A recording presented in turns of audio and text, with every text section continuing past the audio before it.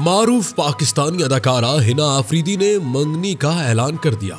अदाकारा और मॉडल हिना आफरीदी ने अपनी जिंदगी के नए सफर का आगाज करते हुए मंगनी का ऐलान कर दिया। हिना आफरीदी ने यह खुशखबरी सोशल मीडिया के जरिए अपने मद्दाहों के साथ शेयर की, जिसके बाद शोबिज हलकों और अदाकारा के चाहने वालों की जानिब से मुबारकबादों का सिलसिला शुरू हो गया। हिना आफरीदी ने अपने करियर का आगाज मॉडलिंग से किया और मुल्क के कई बड़े ब्रांड्स के साथ काम किया। बाद अज़ा उन्होंने अदाकारी के मैदान में कदम रखा और फैसल कुरैशी और फरोज खान जैसे नामवर अदाकारों के साथ स्क्रीन पर नजर आई। अदाकारा की मंगनी मारूफ कंटेंट क्रिएटर तैमूर अकबर तैमूरी से हुई है।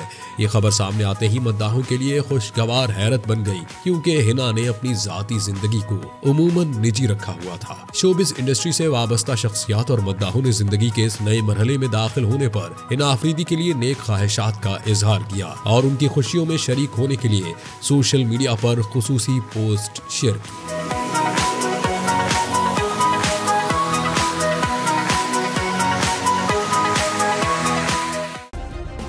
सब्सक्राइब करें और बेल दबाएं ताकि कोई खबर रह न जाए।